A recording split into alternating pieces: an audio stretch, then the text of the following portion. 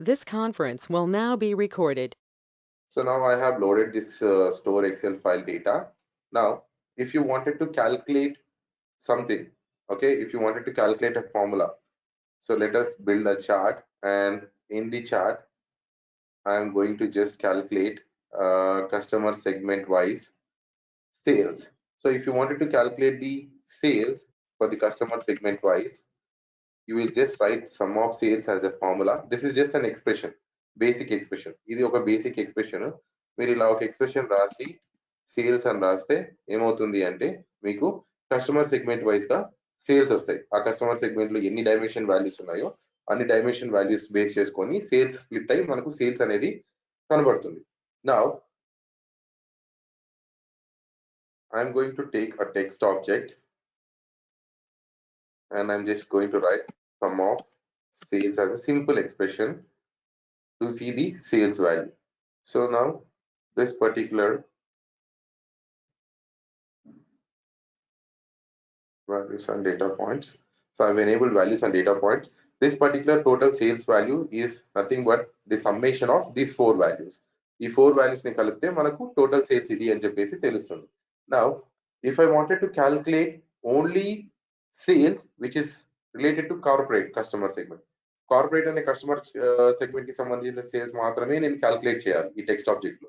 మిగతా ఏ సేల్స్ ని క్యాలిక్యులేట్ చేయకూడదు. సో నేను జస్ట్ సమ్ ఆఫ్ సేల్స్ అని రాస్తే ఏమవుతుంది అంటే నాకు అన్ని సేల్స్ వాల్యూ వస్తుంది. అదే నేను కస్టమర్ సెగ్మెంట్ అనే ఫిల్టర్ తీసుకొని ఈ కస్టమర్ సెగ్మెంట్ మీద నేను కార్పొరేట్ అని సెలెక్ట్ చేసుకుంటే కార్పొరేట్ కి సంబంధించిన సేల్స్ మాత్రమే కనపడతాయి. అంటే నేను ఏదైనా సెలెక్షన్స్ చేసుకుంటే ఆ సెలెక్షన్స్ కి తగ్గట్టుగా సేల్స్ కనపడతాయి. కానీ నా రిక్వైర్మెంట్ ఏంటి? నేను ఏది సెలెక్ట్ చేయకోకుండానే కార్పొరేట్ అని సెలెక్ట్ చేయకోకుండానే నాకు ఓన్లీ కార్పొరేట్ సేల్స్ మాత్రమే కావాలి. అంటే we need to do some restrictions in the calculations. So ఇలాంటి రెస్ట్రిక్టెడ్ క్యాలిక్యులేషన్స్ చేయడానికి based on some business needs, if you wanted to perform any restricted calculations, then you will go for set analysis. Set analysis is a topic which is very useful to reduce the complexity in logics and which is used to do some restrictions in the calculations. అంటే నేను ఒకవేళ sales value కావాలి అంటే if condition రాయొచ్చు. If condition use చేసుకొని is equals to if of customer segment is equals to corporate. ఒకవేళ customer segment లో గనక కార్పొరేట్ ఉంటే then calculate sum of sales. So ఇప్పుడు నేను కార్పొరేట్ సెలెక్ట్ చేసినప్పుడు మాత్రమే నాకు వాల్యూస్ వస్తాయి. కన్స్యూమర్ సెలెక్ట్ చేసినప్పుడు, హోమ్ ఆఫీస్ సెలెక్ట్ చేసినప్పుడు, స్మాల్ బిజినెస్ సెలెక్ట్ చేసినప్పుడు వాల్యూస్ రావు. ఎందుకంటే నేను ఇఫ్ కండిషన్ లో ఏం రాసినాను? ఒకవేళ కస్టమర్ సెగ్మెంట్ లో కార్పొరేట్ సెలెక్ట్ చేసుకుంటేనే సమ్ ఆఫ్ సేల్స్ చూపి, దానికి సంబంధించిన సేల్స్ చూపి. సో ఇలా ఇఫ్ కండిషన్ రాయడం వల్ల ఏమవుతుంది అంటే మీరు ఏదైనా సెలెక్ట్ చేస్తేనే కార్పొరేట్ అనే వాల్యూ సెలెక్ట్ చేస్తేనే వర్క్ అవుతాయి, లేకపోతే వర్క్ అవ్వదు. అంటే ఇఫ్ కండిషన్ కూడా only based on certain rules work అవుతుంది. కానీ నాకు ఏమీ సెలెక్ట్ చేయకోకుండానే కార్పొరేట్ సేల్స్ కావాలి. కస్టమర్ సెగ్మెంట్ లో కార్పొరేట్ కి సంబంధించిన సేల్స్ కావాలి. అలాంటప్పుడు సెట్ అనాలిసిస్ ఎలా యూజ్ అవుతుంది అంటే సెట్ అనాలిసిస్ లో బేసికలీ 3 మెయిన్ కాంపోనెంట్స్ ఉంటాయి. So what are those 3 main components in set analysis అంటే set identifiers, set operators and set modifiers. These are the main 3 components of set analysis. Identifier అంటే ఏంటి, operator అంటే ఏంటి, modifier అంటే ఏంటి? Identifiers are nothing but based on selections ఏ data చూపియాలి, మీరు ఫార్ములా బిల్డ్ చేసినప్పుడు ఏ డేటా ఏ సెలెక్షన్స్ కి డేటా అనేది రిఫ్లెక్ట్ అవ్వాలి అనేది ఐడెంటిఫైయర్స్. ఐడెంటిఫైయర్స్ లో మనకు $1, $1, $2 ఇలా $1 ఇలా డిఫరెంట్ ఐడెంటిఫైయర్స్ ఉన్నాయి. ఆపరేటర్స్ లో plus, minus, into, divided by అంటే union, exclusion, intersection, symmetric difference. Union అంటే తెలుసు కదా మీకు, యూనియన్ మీన్స్ కాంబినేషన్. ఎక్స్క్లూజన్ అంటే ఎక్స్క్లూడ్ చేయడం. ఇంటర్సెక్షన్ అంటే కాంబినేషన్ తో ఉన్న వాల్యూస్ ని తీసుకోవడం. సిమెట్రిక్ డిఫరెన్స్ అంటే either this or that. So these are basically conceptual wise గానే మీరు ఇవి తెలుసుకోవాలి. ప్రాక్టికల్ గా ఇవి అప్లై చేసేటప్పుడు మనం ఎక్కువ ఏం యూజ్ చేస్తాము అంటే మనం ఐడెంటిఫైయర్స్ యూజ్ చేస్తాము. ఆపరేటర్స్ లో ఓన్లీ మైనస్ అనేది ఎక్కువ యూజ్ చేస్తాము. And modifiers are nothing but less than and greater than. Less than and greater than symbols ని మనం మోడిఫైయర్స్ అంటాం. సెట్ అనాలిసిస్ ఫార్ములా బిల్డ్ చేయాలంటే ఈ 3 పారామీటర్స్ కంపల్సరీ మనకు important. So let me split this formula into different categories. Now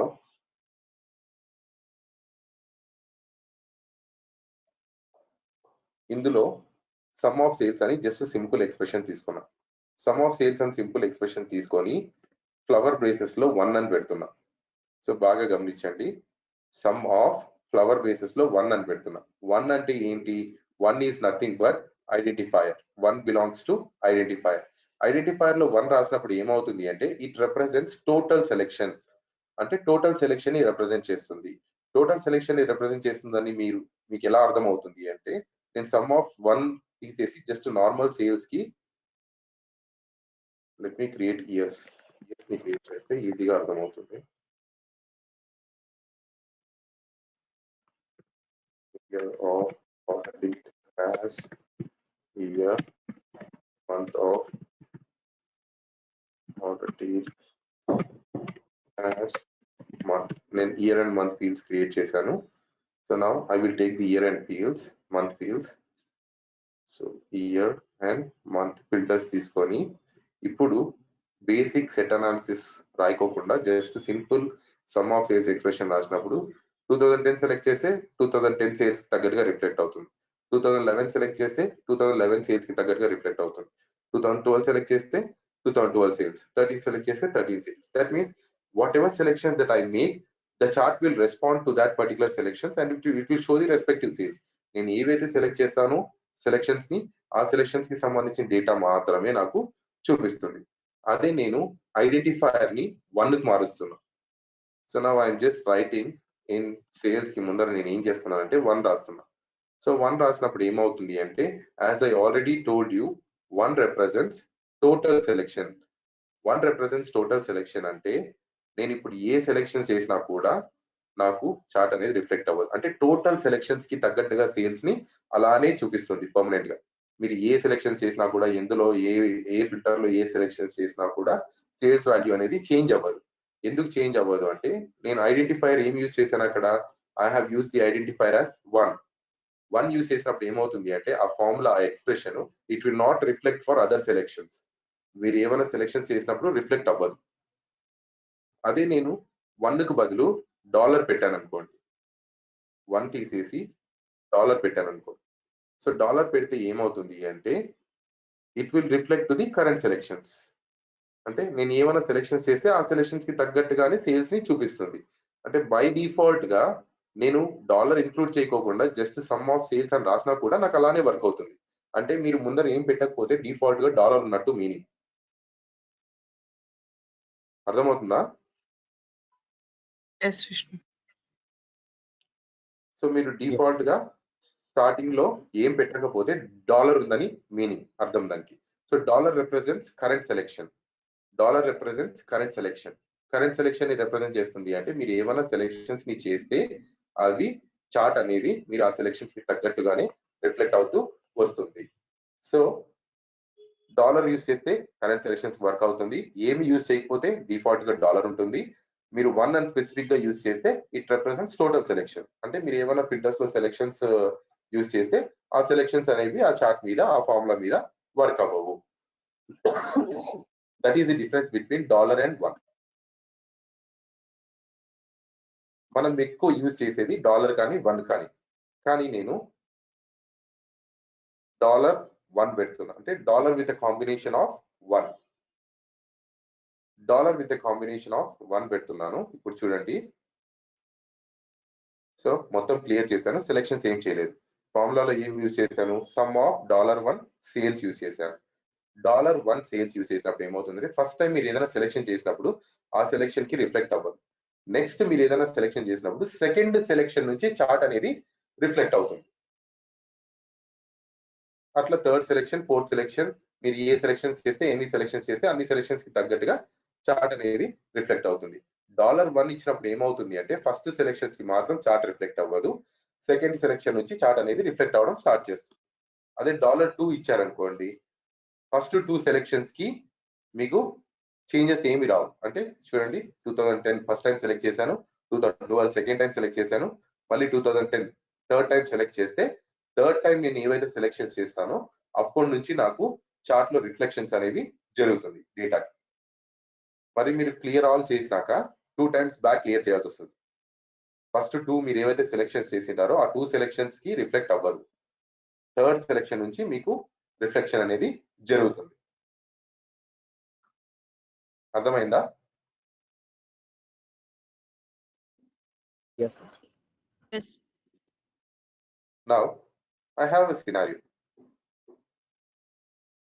So 1 అంటే ఏంటి? 1 అంటే total selections. Dollar అంటే ఏంటి? Current selections. అంటే 1 ఇచ్చినప్పుడు టోటల్ సెలెక్షన్స్ అవుతుంది, డాలర్ ఇచ్చినప్పుడు కరెంట్ సెలెక్షన్స్ అవుతుంది. సో నేను సేమ్ చార్ట్ ని 2 డిఫరెంట్ చార్ట్స్ గా డివైడ్ చేసి ఒక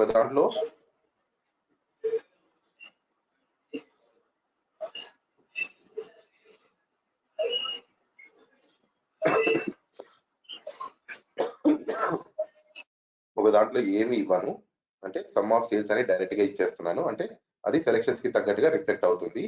అండ్ ఇంకొక చార్ట్ లో నేను ఏమి ఇస్తున్నానంటే sum of 1 minus dollar, 1 minus dollar sales అని ఇస్తున్నా.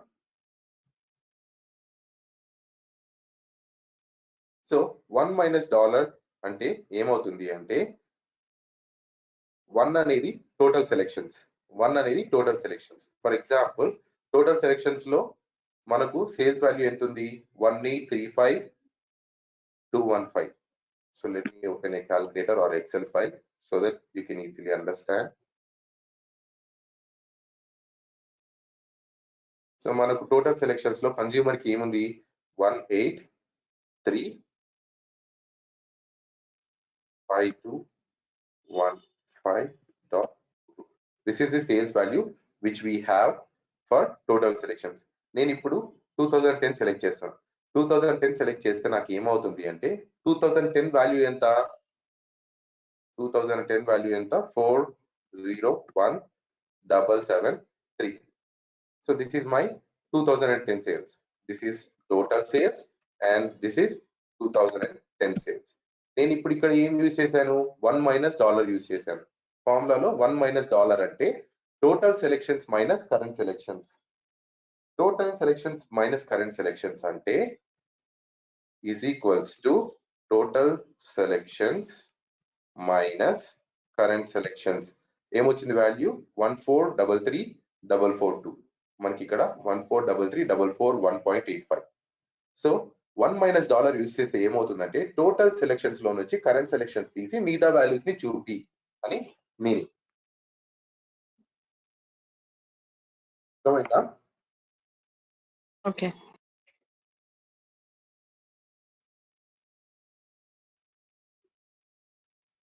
Everyone understood? Yes, sir.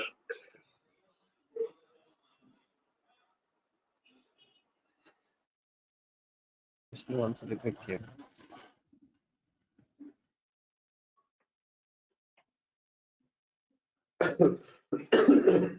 Okay. So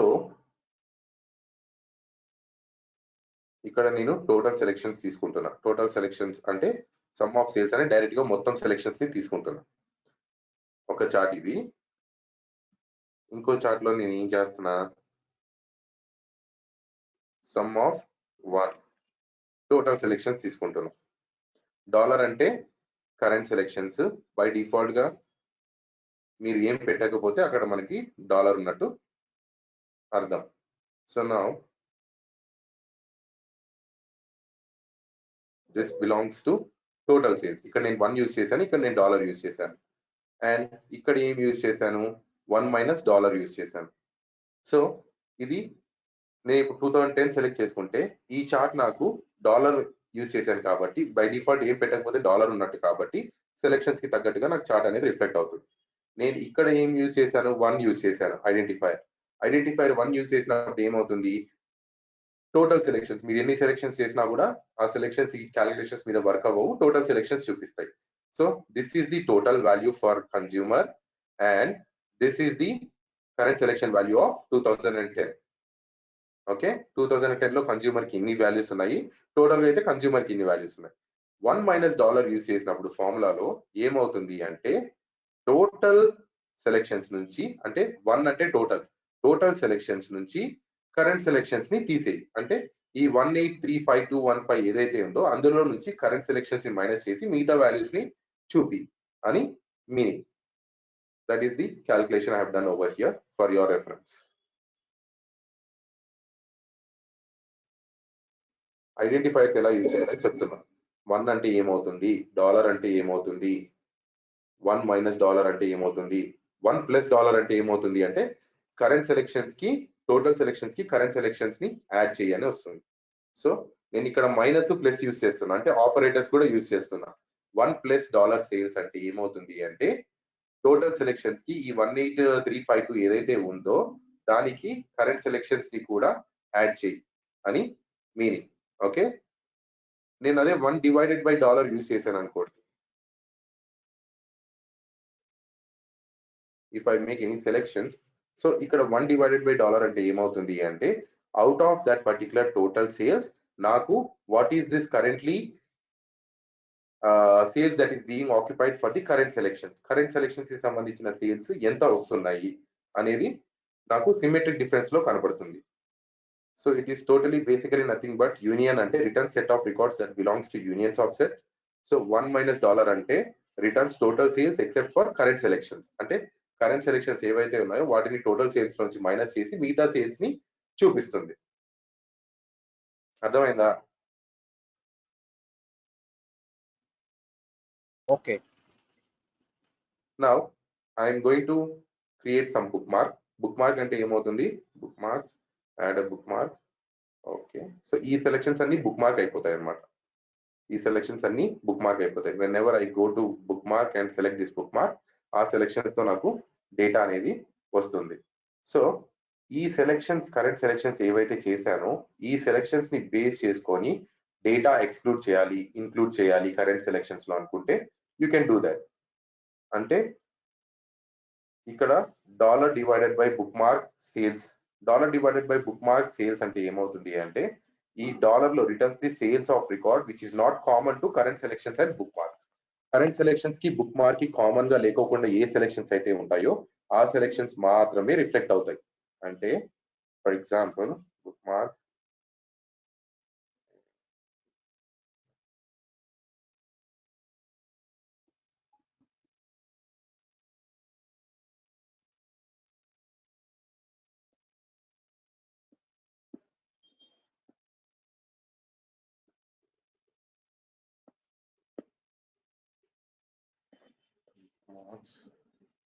remove bookmark.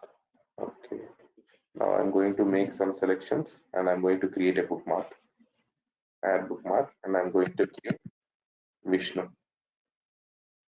So ఆ bookmark కి విష్ణు అని ఒక నేమ్ ఇచ్చాను. So when ever I clear and when I select that bookmark, నాకు ఆ bookmark కి తగ్గట్టుగానే సేల్స్ రిఫ్లెక్ట్ అవుతాయి. సో ఇప్పుడు నేను ఇక్కడ $విష్ణు చూడండి, విష్ణు అని టైప్ చేయగానే అది బ్లూ కలర్ లో వస్తుంది. బ్లూ కలర్ లో ఎందుకు వస్తుంది అంటే అది బుక్ మార్క్ అని మీనింగ్. సో $విష్ణు అంటే ఈ డాలర్ అంటే కరెంట్ సెలెక్షన్స్, విష్ణు అంటే బుక్ మార్క్ సెలెక్షన్స్. సో ఈ బుక్ మార్క్ సెలెక్షన్స్ కి కరెంట్ సెలెక్షన్స్ కి కామన్ గా ఏమన్నా ఉంటే అవి మాత్రమే చూపి, కామన్ గా ఏమైతే ఉండవో అవి చూపియకు అని మీనింగ్. అదే నేను $1 బుక్ మార్క్ అని ఇచ్చాను అనుకోండి, టోటల్ సెలెక్షన్స్ లో ఈ విష్ణుకు సంబంధించిన సేల్స్ ఏవైతే ఉంటాయో అవి కామన్ గా ఏవైతే ఉండవో వాటిని మాత్రమే చూపి. బుక్ మార్క్ ని కూడా మీరు 1 - బుక్ మార్క్ అని, $1 బుక్ మార్క్ అని, 1 × బుక్ మార్క్ అని మీరు సేల్స్ ని క్యాలిక్యులేట్ చేయాలి, మల్టిప్లై చేసి. ఇంటూ అంటే ఇంటర్జెక్షన్. సో ఇంటూ అంటే ఏమవుతుంది అంటే returns the sales of the record which is common to current selections and book mark. అంటే నేను ఇక్కడ డాలర్ బదులు 1 పెట్టాను. టోటల్ సెలెక్షన్స్ కి కరెంట్ సెలెక్షన్స్ కి కామన్ గా ఏవైతే ఉంటాయో సేల్స్, ఓన్లీ ఆ సేల్స్ ని మాత్రమే చూపిస్తుంది మనకు రికార్డ్ లో, మిగతా సేల్స్ ని చూపించదు. అర్థమైందా? సో మనం ఎక్కువ యూజ్ చేసేది మైనస్ మాత్రమే యూజ్ చేస్తాము. అడిషన్, సబ్ట్రాక్షన్, మల్టిప్లికేషన్, డివిజన్ ఇవి కూడా మనము ఎక్కువ యూజ్ చేయము. సో ఇక్కడ మీరు అర్థం చేసుకోవాల్సిన కాన్సెప్ట్ మెయిన్ ఏంటి అంటే 1 అంటే ఏమవుతుంది, డాలర్ అంటే ఏమవుతుంది, $1 అంటే ఏమవుతుంది, ప్లస్ అంటే ఏమవుతుంది, మైనస్ అంటే ఏమవుతుంది, ఇంటూ అంటే ఏమవుతుంది, డివైడెడ్ బై అంటే ఏమవుతుంది. So this is the kind of operators and identifiers that we use. Modifiers కి వచ్చేసరికి మోడిఫైయర్స్ ఎందుకు యూజ్ చేస్తాము సెట్ అనాలిసిస్ లో అంటే, ఫర్ ఎగ్జాంపుల్ నేను ఇప్పుడు ఈ చార్ట్ ఏదైతే క్రియేట్ చేశానో, సో ఈ చార్ట్ ఏదైతే క్రియేట్ చేశానో ఈ చార్ట్ లో నాకు బై డిఫాల్ట్ గా మాక్సిమం ఇయర్ సేల్స్ కావాలి. మాక్సిమం ఇయర్ ఎంత మనకు 2013. సో నేను అది సెలెక్ట్ చేయకోకుండానే నాకు ఏం కావాలి అంటే ఈ చార్ట్ లో మాక్సిమం ఇయర్ సేల్స్ కావాలి. సో మాక్సిమం ఇయర్ సేల్స్ కావాలి అన్నప్పుడు ఐడెంటిఫైయర్ లో ఎలా రాయాలి, మోడిఫైయర్ లో ఎలా రాయాలి అంటే సింపుల్ ఎక్స్ప్రెషన్. సో బేసికలీ మన ఫార్ములా సమ్ ఆఫ్ సేల్స్ ఇస్తే అన్ని సేల్స్ వస్తాయి. అన్ని సేల్స్ వచ్చినప్పుడు నేను మోడిఫైయర్ లో ఇయర్ ఈజ్ ఈక్వల్స్ టు 2013 అని రాయాలి. అంటే నేను రెస్ట్రిక్షన్ రాయాలి ఫార్ములాలో. It should calculate only the data for 2013. 2013 కి మాత్రమే డేటాని క్యాల్కులేట్ చేయాలి.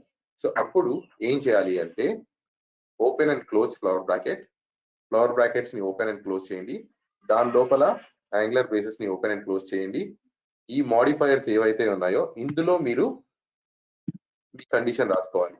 Year is equals to again in flower braces 2013.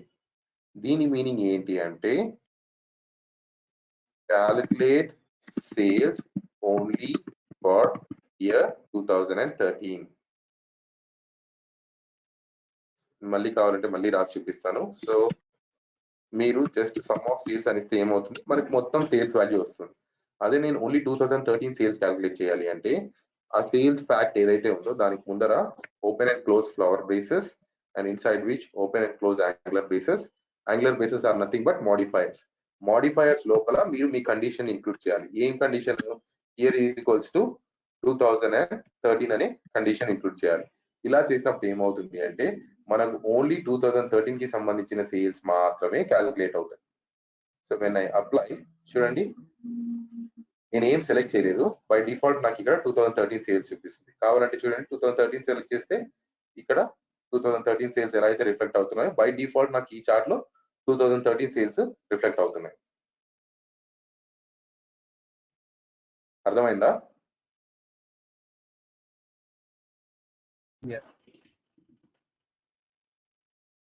Harshini, Raji, Vinod, Subbu.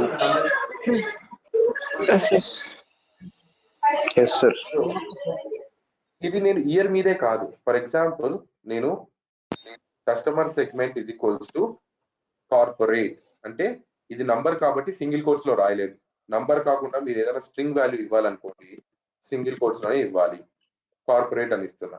So corporate అని ఇస్తే ఏమవుతుందంటే నాకు ఓన్లీ కస్టమర్ సెగ్మెంట్ కార్పొరేట్ ఏవైతే ఉన్నాయో వాటికి సంబంధించిన మాత్రమే సేల్స్ క్యాలిక్యులేట్ అవుతాయి.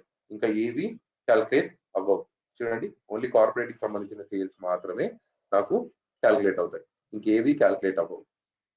సో ఇందాక నేను ఇక్కడ ఇఫ్ కండిషన్ రాసే కదా, ఆ ఇఫ్ కండిషన్ రాసే బదులు you can just simply write sum of sales where my condition will be open and close flower brackets, open and close angular braces. So customer segment is equals to corporate. ఈ corporate అనేది మీరు ఏదైతే రాస్తున్నారో దాన్ని కూడా మీరు flower braces లోనే include చేయాలి.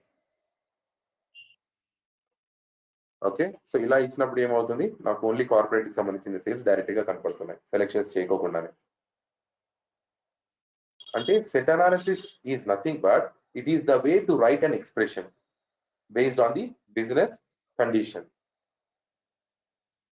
And ఇక్కడ ఐడెంటిఫైయర్స్ నేను యూజ్ చేయలేదు. ఐడెంటిఫైయర్స్ యూజ్ చేయనప్పుడు ఏమవుతుంది అంటే బై డిఫాల్ట్ గా ఐడెంటిఫైయర్ ఎక్కడ యూజ్ చేస్తామంటే ఈ లెస్ దెన్ ఉంది కదా, లెస్ దెన్ ముందర మీరు $1 కానీ $1 కానీ పెట్టుకోవచ్చు.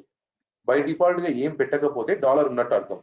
అప్పుడు ఏమవుతుందంటే చూడండి నేను ఏమన్నా సెలెక్షన్స్ చేస్తే సెలెక్షన్స్ కి తగ్గట్టుగా సేల్స్ మారుతుంది. అదే నాకు సెలెక్షన్స్ కి తగ్గట్టుగా సేల్స్ మారకూడదు, సేల్స్ కాన్స్టెంట్ గా అలానే ఉండాలి అనుకుంటే ఇక్కడ 1 అని ఇచ్చారనుకోండి లెస్ దాన్ కి ముందర ఏమవుతుంది అంటే చూడండి, మీరు ఎన్ని సెలెక్షన్స్ చేసినా ఇది చేంజ్ అవుతుంది కానీ ఇది చేంజ్ అవ్వదు.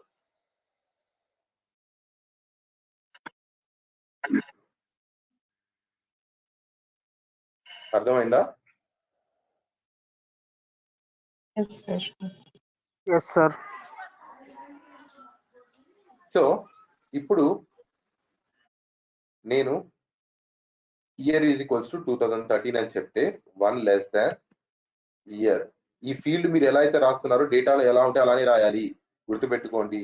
మీరు స్మాల్ వై ఇచ్చారనుకోండి వర్క్ అవ్వదు. ఎందుకంటే మనకు స్మాల్ వై అనేది డేటాలో లేదు కాబట్టి. క్యాపిటల్ వై ఉంది కాబట్టి క్యాపిటల్ వైయే ఇవ్వాలి. అండ్ ఇయర్ లో మనకు ఫర్ ఎగ్జాంపుల్ 2010, 11, 12, 13 10, 11, 12, 13 4 ఇయర్సే ఉన్నాయి. నేను 2019 ఇస్తున్నా. 2019 ఇస్తే ఏమవుతుంది? మనకు డేటాలో లేదు అసలు 2019. లేనప్పుడు ఏమవుతుంది? నో డేటా టు డిస్ప్లే అని వస్తుంది. అంటే మనకు డేటాలో ఏవైతే వాల్యూస్ ఉన్నాయో ఆ వాల్యూస్ కి సంబంధించే మనం డేటా అనేది రిస్ట్రిక్ట్ చేయగలం. సో మనకు 2019 లేదు, 2013 ఉంది కాబట్టి నేను 2013 ఇచ్చి కొడితే మనకు ఓన్లీ 2013 కి సంబంధించిన సేల్స్ మాత్రమే వస్తాయి. అర్థమైందా? For example Yes. 4 ఇయర్స్, ఈ 4 ఇయర్స్ లో నాకు 10, 11, 12 కావాలి, 13 వద్దు. అంటే నాకు year is equals to 2010, 2011, 2012 3 years data కావాలి. 2013 డేటా వద్దు. సో నేను 2010, 11, 12 మాత్రమే పెడతాను, 13 పెట్టాను. అప్పుడు 10, 11, 12 సెలెక్ట్ చేసుకుంటే చూడండి 10, 11, 12 సంబంధించిన డేటా మాత్రమే కనపడుతుంది. మరొకవేళ 10 ఇయర్స్, 15 ఇయర్స్ డేటా కావాలి. అప్పుడు మీరు 15 ఇయర్స్ రాసుకుంటారా, ఒక ఇయర్ ని ఎక్స్క్లూడ్ చేస్తారా? Which is the best thing? ఇక్కడ 15 ఇయర్స్ రాసుకుంటారా లేదా ఒక ఇయర్ ని ఎక్స్క్లూడ్ చేస్తారా? Main exclude చేసుకుంటాం. మనకు 2013 వద్దు కాబట్టి 2013 అని రాసి ఈజ్ ఈక్వల్స్ టు ముందర మైనస్ పెట్టాము అంటే 2000 ఈ ఇయర్ అనే ఫీల్డ్ లో 2013 తప్ప మిగతా అన్ని ఇయర్స్ డేటా చూపి అని meaning. So year minus equals to అని ఇచ్చాము అంటే ఏమవుతుంది అంటే 2013 డేటా కాకుండా ఓన్లీ 10, 11, 12 డేటా మాత్రమే చూపించు, 2013 డేటా చూపికు అని దాని మీనింగ్. ఏదైనా వాల్యూని మీరు ఎక్స్క్లూడ్ చేయాలి అనుకుంటే you can give minus just before that equals to. For example 2013 ఉంది, 2013 లో నేను ఇంకొక ఫిల్టర్ కూడా యాడ్ చేస్తాను చూడండి, ఆర్డర్ ప్రియారిటీ. 2013 లో ఆర్డర్ ప్రియారిటీలో హై సేల్స్ ఏవైతే ఉన్నాయో అవి మాత్రమే కావాలి. సో నేను ఇప్పుడు సెకండ్ కండిషన్ ఇంక్లూడ్ చేస్తున్నా. ఫస్ట్ కండిషన్ ఏంటి? ఇయర్ మైనస్ ఈక్వల్స్ టు 2013 అంటే ఇయర్ లో 2013 తప్ప అన్ని ఇయర్స్ ది చూపి కామా ఇంకొక condition order priority equals to high. Order priority equals to high అని ఇస్తున్నా. సో 2013 తప్ప మిగతా ఇయర్స్ అన్ని డేటా చూపి అండ్ ఆ డేటాలో కూడా ఓన్లీ ఆర్డర్ ప్రియారిటీ హైకి సంబంధించిన డేటా మాత్రమే చూపి అని చెప్తున్నా. సో అప్పుడు మనకి ఏమవుతుంది? ఓన్లీ 2010, 11, 12 సంబంధించి హై డేటా ఏదైతే ఉంటుందో అది మాత్రమే మనకు రిఫ్లెక్ట్ అవుతుంది. మీరు ఇలా మల్టిపుల్ ఫిల్టర్స్ ఇంక్లూడ్ చేయొచ్చు, ఒకటే కాదు. ఫర్ ఎగ్జాంపుల్ జనవరికి సంబంధించిన డేటా మాత్రమే చూడాలి, ఇంకొక ఫిల్టర్. సో ఇక్కడ మళ్ళీ కామా ఇచ్చి మంత్ ఈక్వల్స్ టు జాన్. కావాలంటే జాన్ క్యాపిటల్ లెటర్ లో జే ఉంది, నేను స్మాల్ లెటర్ ఇస్తున్నా. స్మాల్ లెటర్ ఇస్తే ఏమవుతుంది? స్మాల్ లెటర్ ఇస్తే మనకు వర్క్ అవ్వదు. ఎందుకు అంటే మనకు డేటాలో స్మాల్ లెటర్ లేదు కాబట్టి మనకు వర్క్ అవ్వదు. సో మీరు డేటాలో ఎలా ఉంటే అలానే ఇవ్వాలి. ఫర్ ఎగ్జాంపుల్ నాకు స్మాల్ లెటర్ ఇచ్చినా వర్క్ అవ్వాలి, స్మాల్ లెటర్ ఇచ్చినా వర్క్ అవ్వాలి అన్నప్పుడు వైల్డ్ కార్డ్ సెర్చ్ స్టార్ అని ఇస్తున్నా. స్టార్ అని ఇచ్చి అప్లై కొడితే when you use star try to use double quotes.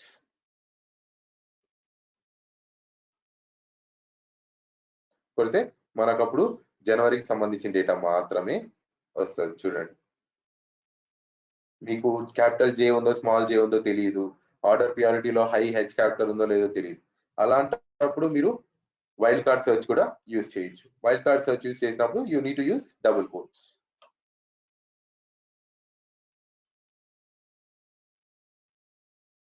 అర్థమైందా? Yes, sir. Yes, sir. So 1 ఇస్తే టోటల్ సెలెక్షన్స్ ని రిప్రజెంట్ చేస్తుంది. ఏమి ఇవ్వకున్నా లేకపోతే డాలర్ ఇచ్చినా కరెంట్ సెలెక్షన్స్ ని రిప్రజెంట్ చేస్తుంది. సో అలా మనము ఐడెంటిఫైయర్స్ ని ఇక్కడ యూజ్ చేస్తాం. ఇలా మాడిఫైయర్స్ లో మనము కండిషన్స్ ని రాస్తాము అండ్ ఆపరేటర్స్ ని మనము ఇలా యూజ్ చేస్తాం. Minus equals to 2013 and sales into quantity. Sales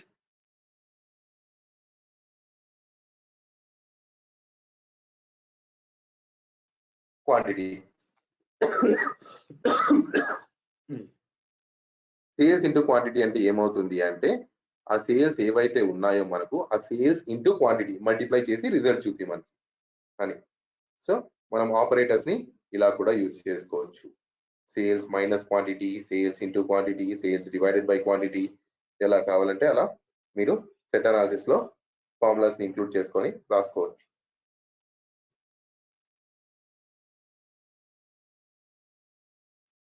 Now,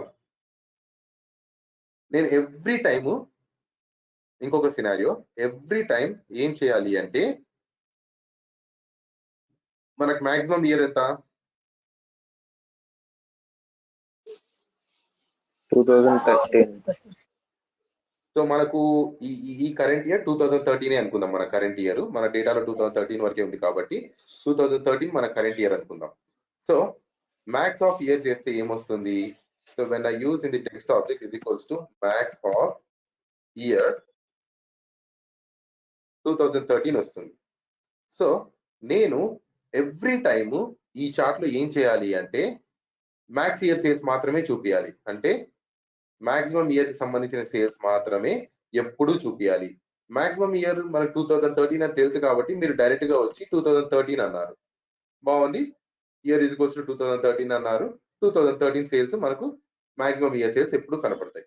అదే నెక్స్ట్ ఇయర్ వచ్చేసరికి 2014 డేటా యాడ్ అవుతుంది. అప్పుడు మీరు మాన్యువల్ గా వచ్చి ఏ చార్ట్స్ లో మాక్సిమం ఇయర్ 2013 రాశారో అక్కడ మాన్యువల్ గా 2014 అని మీరు రాసుకొని చేంజ్ చేసుకోవాలి. That is not called dynamic. దాన్ని డైనమిక్ అన్నారు, దాన్ని స్టాటిక్ అంటారు. స్టాటిక్ అంటే ఏంటి?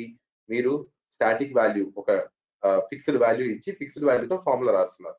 కానీ నాకేంటి, నాకు ఎప్పుడు కూడా మాక్సిమం ఇయర్ కొత్తది యాడ్ అయినప్పుడు ఆ మాక్సిమం ఇయర్ వచ్చి నాకు ఫార్ములాలో అప్లై అయిపోవాలి. That is called dynamic. దాన్ని డైనమిక్ అంటారు.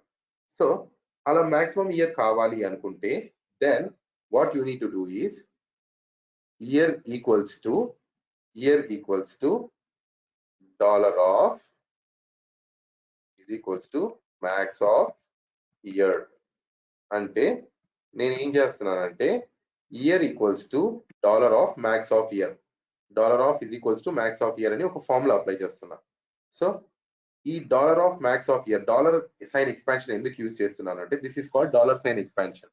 ఈ డాలర్ సైన్ ఎక్స్పాన్షన్ ఎందుకు యూజ్ చేస్తున్నాను అంటే ఈ పర్టికులర్ ఫంక్షన్ ఇవాల్యుయేట్ అవ్వాలి అంటే డాలర్ సైన్ ఎక్స్పాన్షన్ ఇవ్వాలి. మీరు ఏమైనా ఫంక్షన్స్ యూజ్ చేయాలి అనుకుంటే మ్యాక్స్ అనేది ఒక ఫంక్షన్, మ్యాక్స్ ఆఫ్ ఇయర్ అనేది ఒక వాల్యూ. మ్యాక్స్ ఆఫ్ ఇయర్ లో మనకు 2013 ఉంది. సో మ్యాక్స్ ఆఫ్ ఇయర్ అని ఇచ్చినప్పుడు ఏమవుతుంది అంటే మనకు డైరెక్ట్ గా max of year formula apply అయిపోయి మ్యాక్స్ ఇయర్ సేల్స్ వస్తాయి. నెక్స్ట్ టైం 2014 వచ్చినప్పుడు ఏమవుతుంది, మ్యాక్స్ ఆఫ్ ఇయర్ లో 2014 వస్తుంది. అండ్ సేమ్ ఇక్కడ కూడా మనకు ఫార్ములాలో మ్యాక్స్ ఆఫ్ ఇయర్ లో 2014 వస్తుంది. మనకు డైనమిక్ గా 2014 సేల్స్ క్యాలిక్యులేట్ చేసి చూపిస్తుంది. మీరు కాన్స్టెంట్ గా 2013 అని రాస్తే ఏమవుతుంది, అది స్టాటిక్ వాల్యూ అవుతుంది. మీరు ఎవ్రీ టైం వచ్చి ఫార్ములాస్ లో చేంజ్ చేసుకుంటూ ఉండాలి. సో ఎప్పుడన్నా మీరు అప్లికేషన్ డిజైన్ చేసేటప్పుడు మీ ఫార్ములా డైనమిక్ గా ఉండాలి కానీ స్టాటిక్ గా ఉండకూడదు. It should not be a static value, it should be a dynamic value.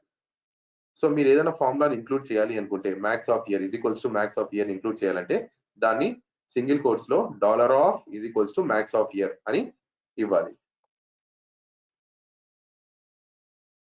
And మీరు ఒకవేళ వేరియబుల్ లో తీసుకున్నారనుకుంటే and max year, okay, and ఈ variable is equals to max of year.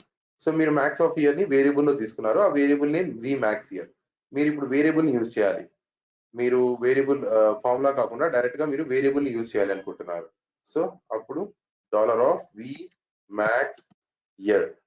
So dollar of we max year అని ఇస్తే ఏమవుతుంది అంటే మనకు ఆ వేరియబుల్ కూడా ఇవాల్యుయేట్ అయిపోయి మనకి మాక్సిమం ఇయర్ సేల్స్ డైరెక్ట్ గా చూపిస్తుంది. మీరు కావాలి అంటే ఫంక్షన్ ని డైరెక్ట్ గా మ్యాక్స్ ఆఫ్ ఇయర్ ని ఫార్ములాని డైరెక్ట్ గా ఇందులో రాసుకోవచ్చు.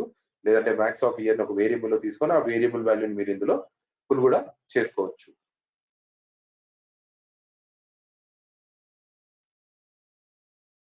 Understood? Yes, Yes, sir. sir. Yes, sir. Any doubts?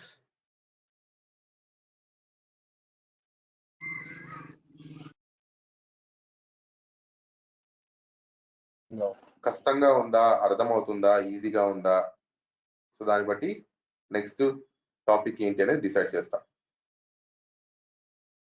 ఈజీగానే అర్థమవుతుందా? అర్థమవుతుంది sir. Okay. So basically most of the times ఈ సెట్ అనాలిసిస్ ఎక్కడ యూజ్ చేస్తారు అంటే Okay, sir. మనకు This is very good concept. Yeah so మనకు బేసిక్ గా సెట్ అనాలిసిస్ ఎక్కువ ఎప్పుడు యూజ్ చేస్తారంటే మనకు BI లో ఓన్లీ క్లిక్స్ అనే కాదు, పవర్ BI తీసుకున్న, ట్యాబ్ బి తీసుకున్న, ఏం తీసుకున్నా కూడా YTD, MTD, QTD అని కొన్ని వాల్యూస్ ఉంటాయి. మీకు ఎక్కడైనా ఐడియా ఉందా?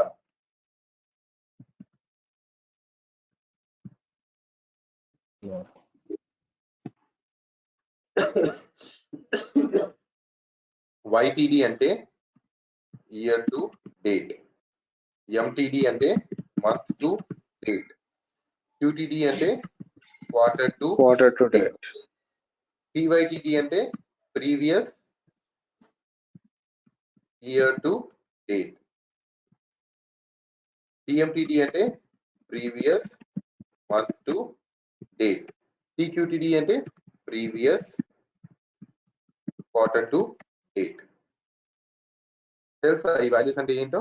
YTD అంటే ఏంటి, MTD అంటే ఏంటి, QTD అంటే ఏంటి, PYTD అంటే ఏంటి, PMTD అంటే ఏంటి, previous quarter to date.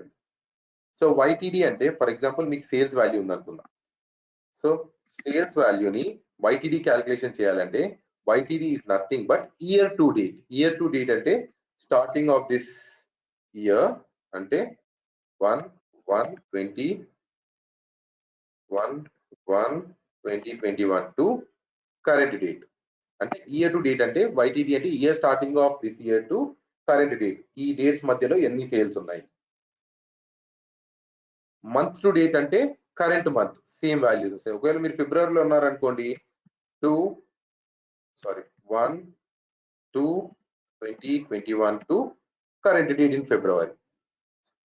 QTD అంటే quarter starting of this quarter to current date. So what is the quarter starting of this date? January 1, 2021. January 1, 2021 నుంచి ఇవాల్టి వరకు ఎన్ని సేల్స్ అయినాయి. ప్రీవియస్ ఇయర్ టు డేట్ అంటే ప్రీవియస్ ఇయర్ సేమ్ డేట్స్ 1/1/2020 నుంచి 26/1/2020 వరకు ఎన్ని జరిగాయి. ప్రీవియస్ మంత్ టు డేట్ అంటే ప్రీవియస్ మంత్ ఏంటి? డిసెంబర్ 1, 2021 నుంచి 26 డిసెంబర్ వరకు ఎన్ని సేల్స్ జరిగాయి. ప్రీవియస్ క్వార్టర్ అంటే అక్టోబర్ 1, 2020 నుంచి డిసెంబర్ 26 డిసెంబర్ 2021 వరకు ఎన్ని సేల్స్ జరిగాయి అనేది మనకు క్వార్టర్ టు డేట్ తో డిసైడ్ అవుతుంది. అర్థమైందా? YTD, MTD, QTD అంటే ఏంటి, PYTD, PMTD, PQTD అంటే ఏంటి? Yes, sir. So you need to calculate the sales between those dates. ఈ సేల్స్ ని క్యాలిక్యులేట్ చేయడానికి మనకు సెట్ అనాలిసిస్ అనేది చాలా యూస్ఫుల్ అవుతుంది. సెట్ అనాలిసిస్ లో ఎలా ఇంప్లిమెంట్ చేస్తారంటే ఫర్ ఎగ్జాంపుల్ మనకు YTD ఇయర్ టు డేట్ అంటే మనకు మాక్సిమం ఇయర్ 2013. సో మన కరెంట్ ఇయర్ 2013 అనుకుందాం. సో కరెంట్ ఇయర్ 2013 అనుకోని మనము YTD అంటే year starting of current year to current date. So what is the max of year వచ్చేసి మన కరెంట్ ఇయర్ వచ్చేసి 2013. 2013 లో స్టార్టింగ్ డేట్ ఏంటి? Year start of max of year. Year start function use చేస్తే ఏమొస్తుంది మనకు? Year starting of that particular maximum date 1/1/1905. Year start of max of year. No. Let's use date field.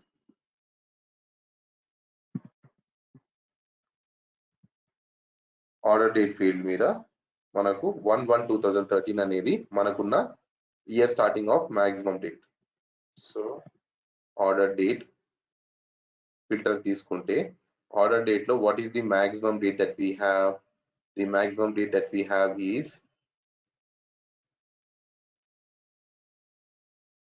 31/12/2013. 31/12/2013 అనేది మనకు maximum order date. ఆ particular year కి year starting ఏంటో కనుక్కొని maximum date. మనకి ఎప్పుడు కూడా డేటాలో కరెంట్ డేట్ వరకు డేట్ ఉంటుంది కాబట్టి మీరు కరెంట్ డేట్ మీద మ్యాక్స్ యూస్ చేస్తే ఏమవుతుందంటే ఇవాళ డేట్ ఏదైతే ఉందో అది మాత్రమే వస్తుంది. So max of date is or current date based on the data that we have. సో మనం YTD సేల్స్ అంటే ఏం క్యాలిక్యులేట్ చేయాలి? 1/1/2013 నుంచి 31/12/2013 వరకు మధ్యలో ఉన్న సేల్స్ ని క్యాలిక్యులేట్ చేయాలి. మిగతా ఏ సేల్స్ ని క్యాలిక్యులేట్ చేయకూడదు. సో నేను YTDని ఎలా చూపించాలి అంటే ఆర్డర్ డేట్ ని బేస్ చేసుకొని ఆర్డర్ డేట్ లో ఈ డేట్స్ మధ్యలో ఉన్న సేల్స్ ని మాత్రమే క్యాలిక్యులేట్ చేయాలి. మిగతా ఏ సేల్స్ ని క్యాలిక్యులేట్ చేయకూడదు. సో దీనికోసం మనము సెట్ అనాలిసిస్ ఫార్ములా ఎలా రాస్తాము అంటే I have created the YTD MTD. So ఇక్కడ మనకు ఫార్ములా ఉంది. సో ఈ ఫార్ములా మీరు ఇలా చూస్తే ఏమవుతుందంటే చాలా పెద్దగా ఉంటుంది, కాంప్లెక్స్ గా ఉంటుంది. సో నేను దీన్ని మీకు ఈజీగా చూపిస్తా. ఈజీగా ఎలా చూపిస్తానంటే so now this is my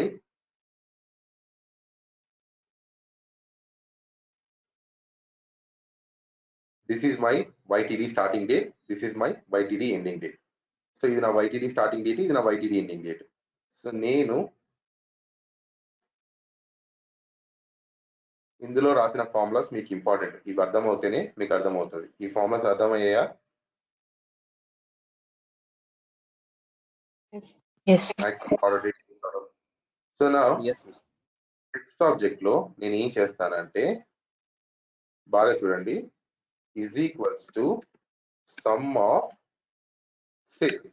some of sales calculate చేయాలి. సమ్ ఆఫ్ సేల్స్ ఏ డేట్స్ మధ్య క్యాలిక్యులేట్ చేయాలి? Order date current year starting date నుంచి కరెంట్ డేట్ వరకు మాత్రమే క్యాలిక్యులేట్ చేయాలి. సో నేను సెట్ అనాలిసిస్ లో open and close flower braces, open and close angular braces, ఇక్కడ నేను ఇప్పుడు ఆర్డర్ డేట్ మీద కాబట్టి నేను రాస్తున్న కండిషన్ ఆర్డర్ డేట్ తీసుకుంటా. ఇంతకుముందు ఇయర్ మీద రాసే కాబట్టి ఇయర్ తీసుకుంటా. ఇప్పుడు నేను ఆర్డర్ డేట్ ని బేస్ చేసుకొని ఫార్ములా క్యాలిక్యులేట్ చేస్తున్నా కాబట్టి order date is equals to open and close flower braces, open and close double quotes. Double quotes లో మనము greater than or equals to అంటే ఈ ఆర్డర్ డేట్ అనేది ఏ డేట్ కంటే ఎక్కువ ఉండాలా? Year start of max of order date అంటే 1/1/2013 అంతకంటే ఎక్కువ ఉన్న సేల్స్ ని మాత్రమే క్యాలిక్యులేట్ చేయి అని కండిషన్ వస్తుంది. సో మీరు ఇక్కడ చూస్తే greater than or equals to dollar of is equals to year start of max of order date అంటే greater than or equals to dollar of equals to year start of max of order date. అంటే నేను ఏం చెప్తున్నానంటే order date లో year start of max of order date అంటే మనకు value ఎంత ఉంది? మీకు బెటర్ క్లిక్సెన్స్ లో చూపిస్తా. క్లిక్సెన్స్ లో కూడా సేమ్ ఫార్ములా, ప్యాటర్న్, సింటాక్స్ ఏమీ మారదు, సేమ్. క్లిక్సెన్స్ లో ఎందుకు చూపిస్తా అని చెప్పానంటే మీరు క్లిక్ వ్యూ లో ఫార్ములా రాసేటప్పుడు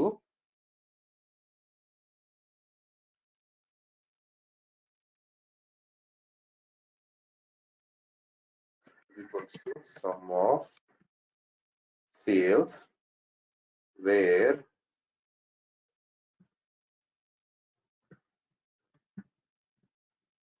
order date is equals to greater than or equals to dollar of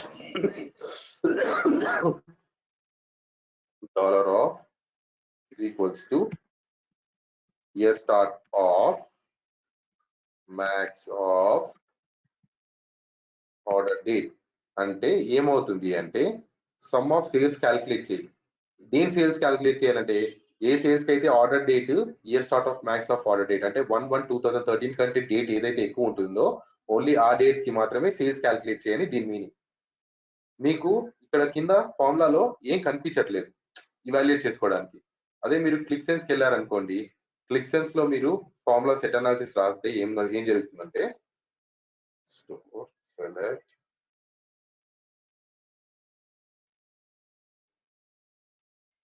insert script, load data. ClickSense మీకు ఇవాల్యుయేట్ కూడా చేసి చూపిస్తుంది అక్కడే. మీరు ఫార్ములా రాసేటప్పుడు మీ ఫార్ములాలో ఏం ఇయర్ వస్తుంది, ఏం డేట్ వస్తుంది అనేది చూపిస్తుంది.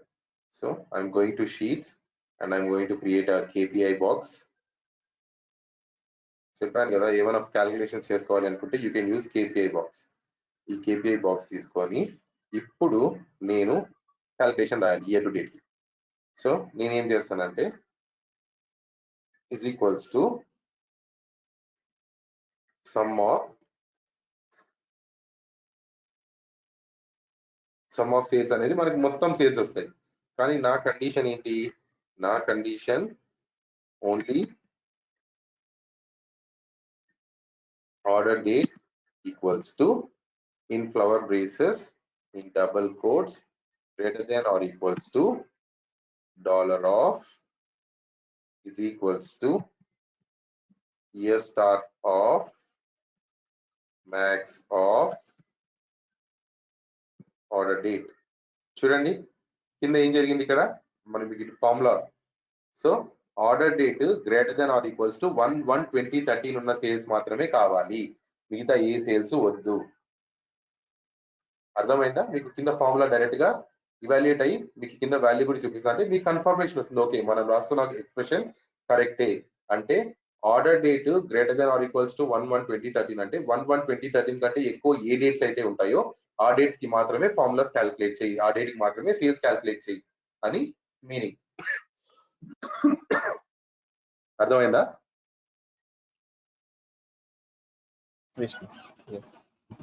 కానీ ఇక్కడ ఒక తప్పు ఉంది. ఏంటి అంటే మీకు ఇక్కడ ఆర్డర్ డేట్ ఏ ఫార్మాట్ లో వస్తుంది, 1/1/2013 ఫార్మాట్ లో వస్తుంది. మీరు అప్లై కొడితే ఏమవుతుంది అంటే డేటా ఏమి రాదు. ఎందుకు అంటే మీరు ఆర్డర్ డేట్ ఫీల్డ్ ని చూసుకుంటే కనుక, so if you take order date field, మనకు ఆర్డర్ డేట్ ఏ ఫార్మాట్ లో ఉంది,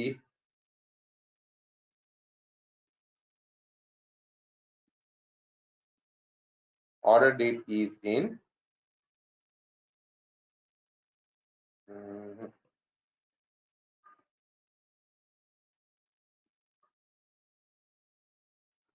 (1/1/201)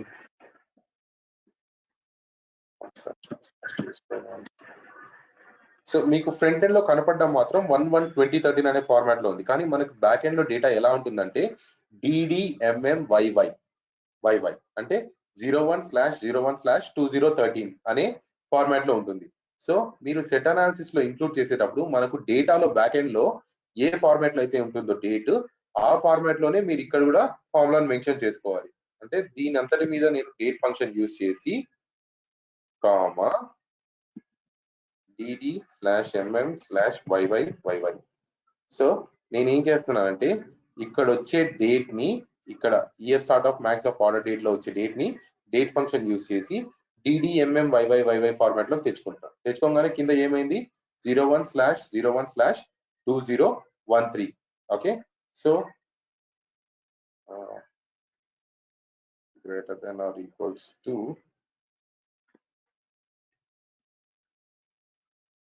చూడండి greater than or equals to ఆ ఫార్మాట్ ఇవ్వగానే మనకి ఏమొచ్చింది, సేల్స్ వాల్యూ వస్తుంది 2.85 మిలియన్ సేల్స్. అంటే ఆ ఆర్డర్ డేట్ లో 1/1/2013 కంటే తర్వాత ఉన్న సేల్స్ ని క్యాలిక్యులేట్ చేస్తే మనకు వాల్యూ 2.85 మిలియన్ అని వచ్చింది. అదే ఎండ్ డేట్ ఇవ్వాలి అంటే డేట్ మధ్య ఎండ్ డేట్ ఇవ్వాలి అంటే ఇక్కడ less than or equals to again $of max of order date, $of max of order date అని ఇస్తే మీకు ఎండ్ డేట్ ఇక్కడ is equals to చూడండి less than or equals to 12/31/2013. so the date should be the sales should be calculated only between these dates, greater than 1/1/2013 and less than 12/1/2013. Apply చేస్తే only ఆ dates మధ్యలో ఉన్న sales మాత్రమే కనిపిస్తుంది మనకు. By default మనకు 2.85 million వస్తుంది. ఎందుకంటే ఈ డేట్ తర్వాత greater than or equals to ఉన్న డేట్ తర్వాత మనకు ఎండ్ డేట్ 12/31/2031 ఉంది కాబట్టి అక్కడి వరకు మనకు సేల్స్ అన్ని కనబడతాయి. అదే మీరు ప్రీవియస్ ఇయర్ చేయాలి. ప్రీవియస్ ఇయర్ చేయాలి అంటే ప్రీవియస్ ఇయర్ ఏంటి? ప్రీవియస్ ఇయర్ స్టార్టింగ్ డేట్ ఏమవుతుంది? 1/1/2012 అవుతుంది. 1/1/2012 రావాలి అంటే మీరు యాడ్ ఇయర్స్ ఆఫ్ -1 అంటే యాడ్ ఇయర్స్ ఏం చేస్తుంది? యాడ్ ఇయర్స్ ఏం చేస్తుంది అంటే add years of this particular date -1 అంటే ఎగ్జాక్ట్ 1 ఇయర్ ముందుకి డేట్ ని తీసుకెళ్తుంది.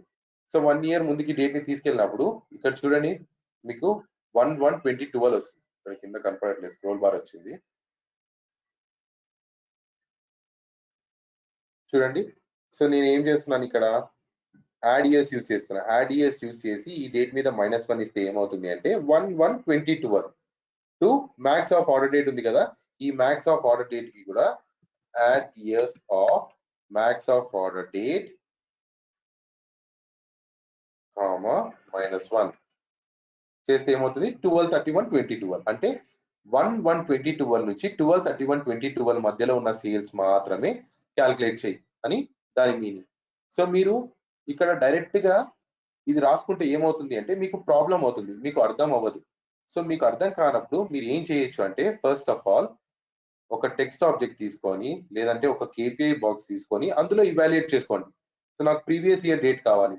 సో ప్రీవియస్ ఇయర్ డేట్ కావాలి అంటే first is equals to year start of max of order date. So naku this year start of max of order date what it will give me 1/1/2013. so ee 1/1/2013 nunchi nenu previous ellali previous year ki ellali ante add years of year start of max of order date -1 చేస్తే ఏమవుతుంది నాకు 1/1/2012 కి వెళ్తుంది. And దీని మీద మీరు date format use చేసి date format change చేయాలి అనుకుంటే you can use date of this entire thing dd/mm/yy. So ఇలా మీరు యూస్ చేస్తే మీకు 01/01/2012 డేట్ వస్తుంది. ఇలా ఇవాల్యుయేట్ చేసుకున్న తర్వాత దీనంతటిని కాపీ చేసుకొని = నుంచి ఇదంతా కాపీ చేసుకొని సెట్ అనాలిసిస్ లో మీరు డాలర్ లోపల రాస్తారు కదా, ఈ డాలర్ లోపల పేస్ట్ చేసుకుంటే ఈజీ అయిపోతుంది. అర్థమైందా?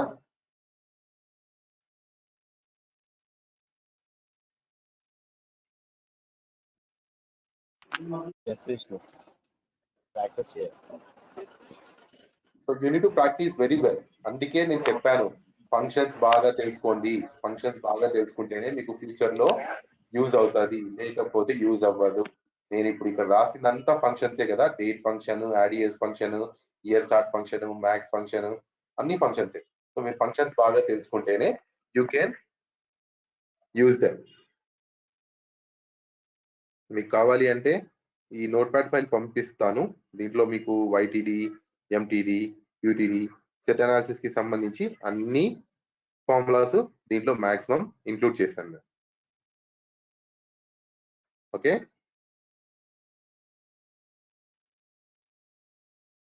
Any doubts in set analysis?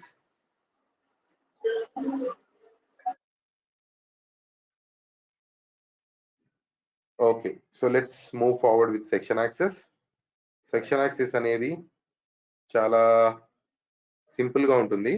And మనము క్లిక్సెన్స్ లో సెక్షన్ యాక్సెస్ చేయాలి అంటే మనకు సర్వర్ కావాలి. మనం సర్వర్ లో ఇంప్లిమెంట్ చేస్తాం most of the section access. కానీ మనకు సర్వర్ లేదు కాబట్టి నేను క్లిక్ వ్యూ లో ఎక్స్ప్లెయిన్ చేస్తాను. క్లిక్సెన్స్ లో కూడా మనకు one of the row level section access I can explain. So what is section access? Section access అంటే ఏంటి అంటే you need to restrict the data. Users కి డేటాని రెస్ట్రిక్ట్ చేయాలి. సో యూజర్స్ కి డేటాని రెస్ట్రిక్ట్ చేయాలంటే for example let us say I have customer segment data. So మనకు డేటాలో కస్టమర్ సెగ్మెంట్ లో 4 రోస్ ఉన్నాయి. 4 రోస్ కి సంబంధించిన డేటా మనము చూడగలం. కానీ నేనేం చేస్తానంటే సెక్షన్ యాక్సెస్ లో ఒక్కొక్క యూజర్ కి ఒక్కొక్క రో మాత్రమే కనపడేలా చేస్తానంటే ఎవరికైతే కన్స్యూమర్ కనపడాలో వాళ్ళ కన్స్యూమరే కనపడాలి, ఎవరికైతే కార్పొరేట్ కనపడాలో వాళ్ళ కార్పొరేటే కనపడాలి, ఎవరికైతే హోమ్ ఆఫీస్ కనపడాలో వాళ్ళకి హోమ్ ఆఫీసే కనపడాలి, ఎవరికైతే స్మాల్ బిజినెస్ కనపడాలో వాళ్ళకి స్మాల్ బిజినెస్ కనపడాలి. అంటే ఆ డేటా మాత్రమే వాళ్ళకు కనపడుతుంది, మిగతా ఏ డేటా కనపడదు. సో లెట్ మీ యాడ్. సో ఈ టేబుల్ బాక్స్ ని పక్కన పెట్టి ఈ కస్టమర్ సెగ్మెంట్ యూజ్ చేసి నేను ఇప్పుడు సెక్యూరిటీ ఇంప్లిమెంట్ చేస్తాను. సో సెక్యూరిటీ ఇంప్లిమెంట్ చేసినప్పుడు మనం బేసిక్ గా సెక్యూరిటీని ఎన్టీ నేమ్ అంటే తెలుసా? ఎన్టీ నేమ్ అంటే విండోస్ ఐడి. మనం ల్యాప్టాప్ లో ఆఫీస్ లో మీకు ల్యాప్టాప్ ఇచ్చినప్పుడు మీరు లాగిన్ అవ్వాలంటే యూజర్ ఐడి పాస్వర్డ్ ఉంటుంది కదా, దాన్ని ఎన్టీ నేమ్ అంటారు. ఎన్టీ నేమ్ బేస్ చేసుకొని మనము సెక్యూరిటీని ఇవ్వాలి. కానీ మనకు పర్సనల్ ఎడిషన్ లో మనము సర్వర్ ఇవేం లేవు కాబట్టి డైరెక్ట్ గా నేను నేమ్స్ తీసుకొని నేమ్స్, ఈమెయిల్ ఐడీస్ ఏవి కావాలంటే అవి తీసుకొని దాంతో నేను సెక్షన్ యాక్సెస్ ని ఇంప్లిమెంట్ చేసి చూపిస్తాను. సెక్షన్ యాక్సెస్ ఇంప్లిమెంట్ చేయాలి అంటే మనకు ఇక్కడ ఇన్సర్ట్ వెళ్తే ఇన్సర్ట్ లో సెక్షన్ యాక్సెస్ ఉంది, సెక్షన్ యాక్సెస్ లో ఇన్లైన్ ఉంది. సో ఇక్కడ మనకు బేసికలీ ఈ ఫీల్డ్స్ అన్ని తీసుకొని ఈ ఫీల్డ్స్ మీద మనము రెస్ట్రిక్షన్స్ చేయొచ్చు. సో ఈ ఫీల్డ్స్ లో మనకు బేసిక్ గా access, user ID and password 3 types of fields మనకు ఉన్నాయి. సో ఈ access, user ID and password లో యాక్సెస్ లో 2 టైప్స్ ఉంటాయి, ఒకటి అడ్మిన్, ఇంకొకటి user. Only 2 types of users ఉంటారు access, admin, user. So user, user, user. So user ఐడిలో నేను ఏమి ఇస్తున్నాను అంటే విష్ణు, రాజీ, హర్షిని, వినోద్,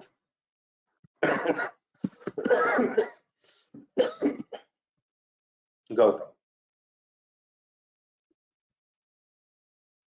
గౌతమ్ ని తీసేసి గౌతమ్ కి యాక్సెస్ లేకుండా చేద్దాం. సో నేను సర్టెన్ పాస్వర్డ్ సెట్ చేస్తున్నాను.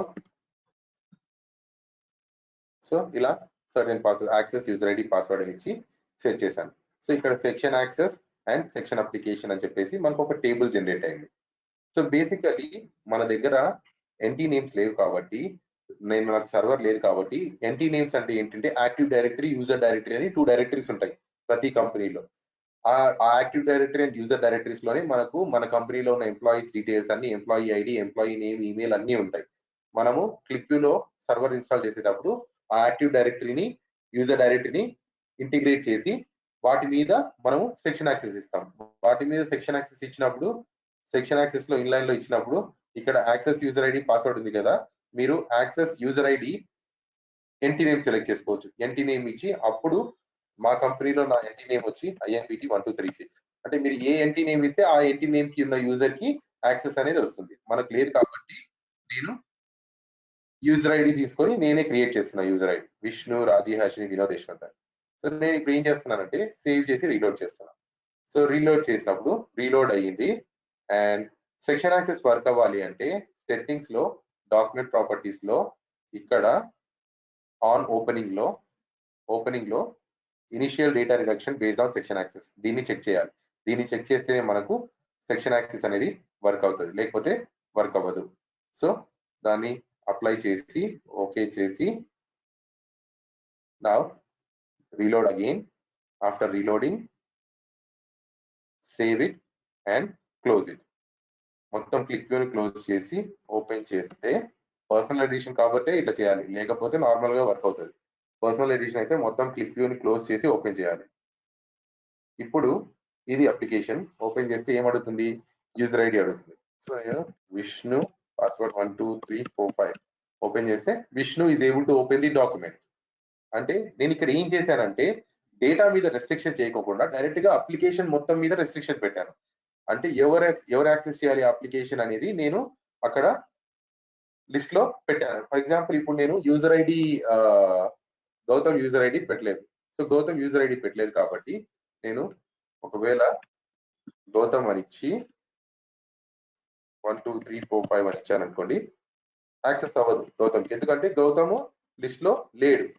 సో ఎవరెవరైతే నేను లిస్ట్ లో పెట్టానో వాళ్ళకి మాత్రమే యాక్సెస్ అవుతుంది. అదే నేను ఇప్పుడు రాజీ అని ఇచ్చి 12345 రాజీకి యాక్సెస్ అవుతుంది, ఎందుకంటే నేను సెక్షన్ యాక్సెస్ లో లిస్ట్ లో రాజీ అని పెట్టుకున్నాను.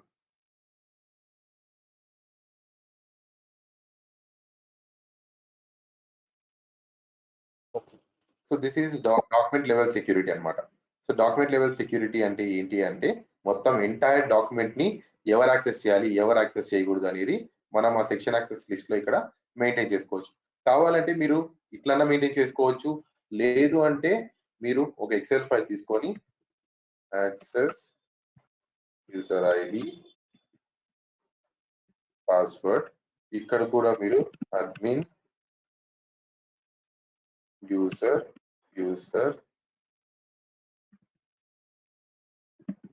విష్ణు రాజీ అశ్విని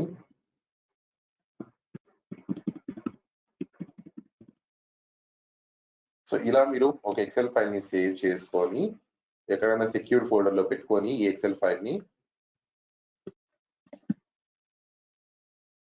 మీరు ఎక్సెల్ ఫైల్ ని కూడా లోడ్ చేసుకోవచ్చు. Section access and section application అని మీరు రాసిన వస్తుంది. సెక్షన్ యాక్సెస్ సెక్షన్ అప్లికేషన్ అని రాసి ఈ మధ్యలో మీరు డాక్యుమెంట్ లెవెల్ సెక్యూరిటీ ఎక్సెల్ ఉంది కదా, ఇందులో మీరు లోడ్ చేశారు కదా, ఆ ఫైల్ ఆ డేటా మాత్రమే లోడ్ చేసుకొని మీరు సేవ్ చేసి రీలోడ్ చేస్తే సెక్షన్ యాక్సెస్ అప్లై అవుతుంది. సో సెక్షన్ యాక్సెస్ అప్లై అయిన తర్వాత డాక్యుమెంట్ ప్రాపర్టీస్కి వచ్చి మేక్ షూర్ ఓపెనింగ్ లో ఇది చెక్ చేసిందని చూసుకోండి. సో సేవ్ చేయండి, క్లోజ్ చేయండి, మళ్ళీ ఓపెన్ చేయండి క్లిక్ వ్యూ.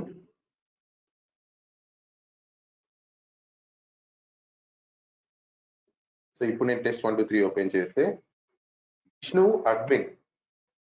సో అడ్మిన్ కి యూజర్ కి డిఫరెన్స్ ఏంటి అంటే, సో నేను అడ్మిన్ కాబట్టి నేను అన్ని సెక్యూరిటీ ఆప్షన్స్ ని చూడొచ్చు. అదే హర్షిని అడ్మిన్ కాదు, she is just an user. So if she is just an user ఏం జరుగుతుంది అంటే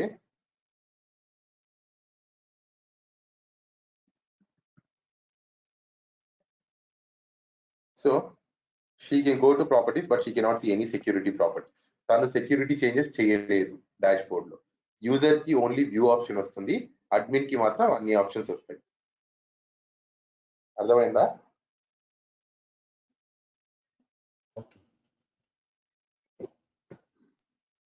Okay, sir.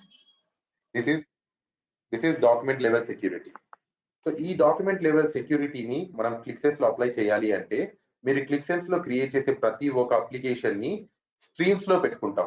అంటే మనకు ఫోల్డర్స్ ఉంటాయి. హబ్ లో మనకి ఇది టెస్ట్ క్లౌడ్ వర్షన్ కాబట్టి మనకు అన్ని ఒకే చోట కనపడతాయి. మనం బేసికలీ ఫోల్డర్స్ ని పెట్టుకొని ఫోల్డర్స్ క్రియేట్ చేసుకొని హబ్ లో ఒక్కొక్క ఫోల్డర్ లో ఒక్కొక్క డాష్ బోర్డ్ పెట్టుకొని మనము ఆ ఫోల్డర్స్ కి డైరెక్ట్ గా ఎవరికి యాక్సెస్ ఇవ్వాలి, ఎవరికి యాక్సెస్ ఇవ్వకూడదు అని మనం QMC లో సెట్ చేసుకోవచ్చు. That is managed by admin. మనకి ఇక్కడ అన్ని కనిపిస్తున్నాయి కదా, ఇలా అన్ని కనిపించకుండా మనకు ఫోల్డర్స్ వస్తాయి. ఆ ఫోల్డర్స్ లో మనకు ఏ ఫోల్డర్ లో ఏ డాష్ బోర్డ్ పెట్టుకోవాలో ఆ డాష్ బోర్డ్ పెట్టుకొని ఆ ఫోల్డర్ కి ఎవరెవరికి యాక్సెస్ ఇవ్వాలో వాళ్ళకి ఇచ్చుకోవచ్చు. That way you can set the document level security. Qlik Sense లో చాలా ఈజీ సెక్యూరిటీ, క్లిక్ లో కూడా ఈజీయే, కానీ మీరు అర్థం చేసుకుంటే ఈజీ అవుతుంది, లేకపోతే కష్టం అవుతుంది. So this is document level security. నా ఈ డాక్యుమెంట్ లెవెల్ సెక్యూరిటీలో నేను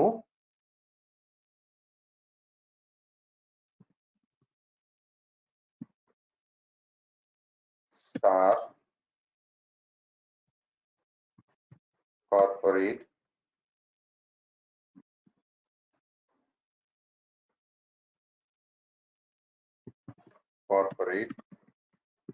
కన్జ్యూమర్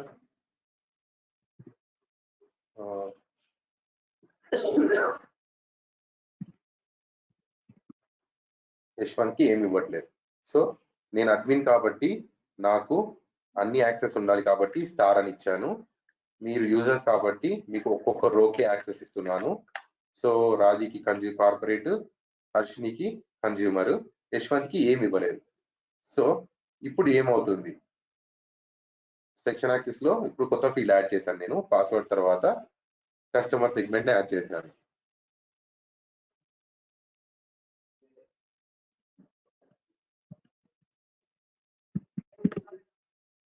మళ్ళీ లోడ్ చేయకోకుండా డైరెక్ట్ నాకు తెలుసు కాబట్టి రాస్తున్నాను. సో ఈ సెక్యూరిటీలో access, user ID, password, customer segment. So ఇవన్నీ ఉన్నాయి. ఈ కస్టమర్ సెగ్మెంట్ ఏదైతే ఉందో ఆ కస్టమర్ సెగ్మెంట్ ని నేను క్యాప్స్ లోనే రాసుకోవాలి. అండ్ మన డేటాలో ఉన్న కస్టమర్ సెగ్మెంట్ ఏదైతే ఉందో ఈ కస్టమర్ సెగ్మెంట్ ని కూడా మీరు క్యాపిటలైజ్ చేయాలి. క్యాపిటలైజ్ చేస్తే ఏమవుతుంది? క్యాపిటలైజ్ కాదు,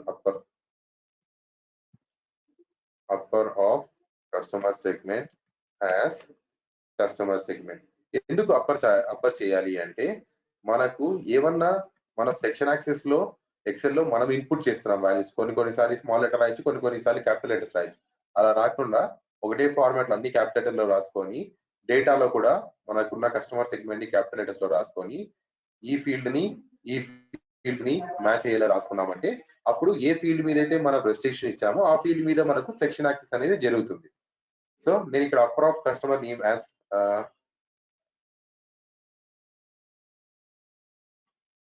కస్టమర్ నేమ్ కాదు కదా,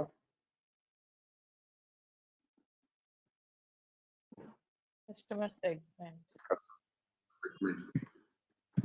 upper of customer segment as customer segment అని ఇచ్చి నేను సేవ్ చేసి రీలోడ్ చేశాను.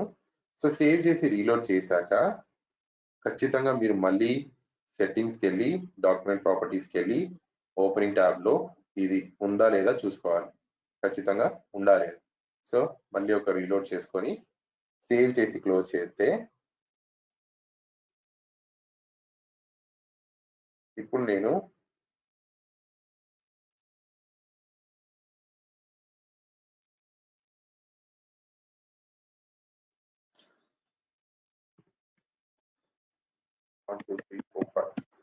సో రాజీకి ఏం కనపడుతుంది? ఓన్లీ కార్పొరేట్ కనపడుతుంది. అంటే నేను కార్పొరేట్ అని ఇస్తే ఓన్లీ కార్పొరేట్ మాత్రమే కనపడుతుంది. అదే హర్షినికి ఓపెన్ చేస్తే హర్షిని కన్జ్యూమర్ మాత్రమే కనపడుతుంది. అదే అడ్మిన్ విష్ణు నేమ్ తో ఓపెన్ చేస్తే విష్ణుకి అన్ని కనపడతాయి. ఎందుకంటే నేను అడ్మిన్ ని కాబట్టి విష్ణుకి అన్ని కనబడతాయి.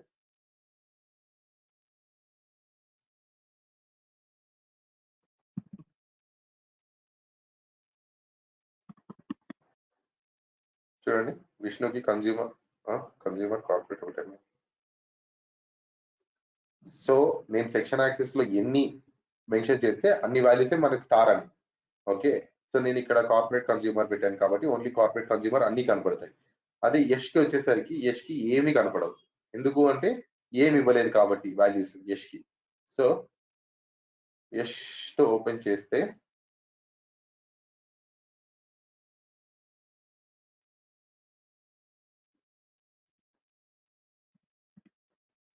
యాక్సెస్ డినైడ్ అని వస్తుంది.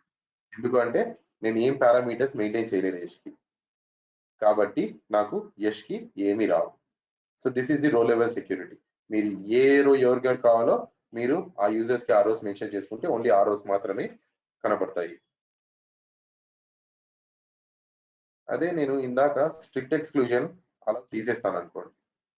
For example I will open the application and as an administrator నేను సెట్టింగ్స్ డాక్యుమెంట్ ప్రాపర్టీస్ లోకి వెళ్ళి స్ట్రిక్ట్ ఎక్స్క్లూజన్ ఓపెనింగ్ లో స్ట్రిక్ట్ ఎక్స్క్లూజన్ ఉంది కదా, ఇది తీసేస్తా. ఇది పెట్టి ఇది ఒకటి తీసేస్తాను. సో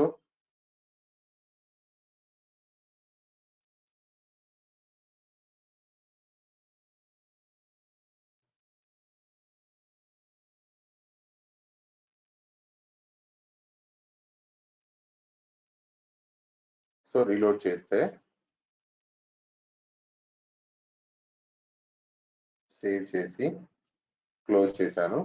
సో ఇప్పుడు స్ట్రిక్ట్ ఎక్స్క్లూజన్ తీసేసాను కాబట్టి నేను ఇప్పుడు యష్ కి లాగిన్ అవుతున్నాను. యష్ అనే నేమ్ తో లాగిన్ అవుతే అన్ని కనపడతాయి. ఎందుకు అంటే ఆ స్ట్రిక్ట్ ఎక్స్క్లూజన్ అనేది కంపల్సరీ చెక్ చేయాలి. ఆ స్ట్రిక్ట్ ఎక్స్క్లూజన్ అనేది చెక్ చేయకపోతే మీరు సెక్షన్ యాక్సెస్ అనేది వర్క్ అవ్వదు. సో ఈ ఓపెనింగ్ ట్యాబ్ లో ఖచ్చితంగా మీరు ఈ స్ట్రిక్ట్ ఎక్స్క్లూజన్ అనేది పెడితేనే మనకు సెక్షన్ యాక్సెస్ అనేది కరెక్ట్ గా వర్క్ అవుతుంది, లేకపోతే వర్క్ అవ్వదు. That is an important point, గుర్తుపెట్టుకోండి.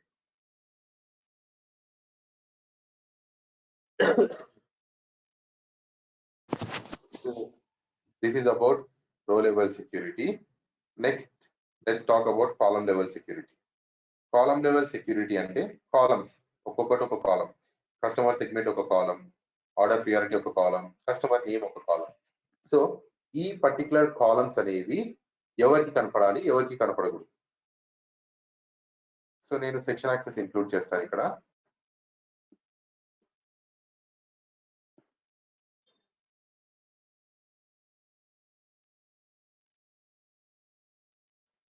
మీరు ఎక్సెల్ లో కూడా రాసుకోవచ్చు, లేదంటే ప్రతిసారి నేను ఎక్సెల్కి వెళ్ళి అప్డేట్ చేయలేను కాబట్టి నేను ఇక్కడే రాస్తున్నాను. సో ఇక్కడ ఒమిట్ అనే ఒక ఆప్షన్ ఉంది చూడండి. ఈ ఒమిట్ అనే ఆప్షన్ ని access, user ID, password, omit. So ఇవి మనకి ఇంపార్టెంట్. సో నేను ఇక్కడ యాక్సెస్ లో admin, user ID, Vishnu, password 1 2 3 4 5 and customer segment. Admin కి ఏమి ఉండదు రెస్ట్రిక్షన్. సో యూజర్ రాజీ, హర్షిని, ఒమిట్ లో నేను ఏ కాలమ్స్ ఒమిట్ చేయాలో ఇస్తున్నాను. సో విష్ణుకి ఏమి ఉండకూడదు, అడ్మిన్ కాబట్టి తను అన్ని చూడాలి. రాజీకి నేను కస్టమర్ సెగ్మెంట్ ఇస్తున్నాను. హర్షినికి నేను కస్టమర్ నేమ్ ఇస్తున్నాను. ఓకే, సో రాజీకి కస్టమర్ సెగ్మెంట్ కనపడకూడదు, హర్షినికి కస్టమర్ నేమ్ కనపడకూడదు. సో నేను ఏం చేస్తున్నానంటే customer name as customer name అని సేవ్ చేసి రీలోడ్ చేసి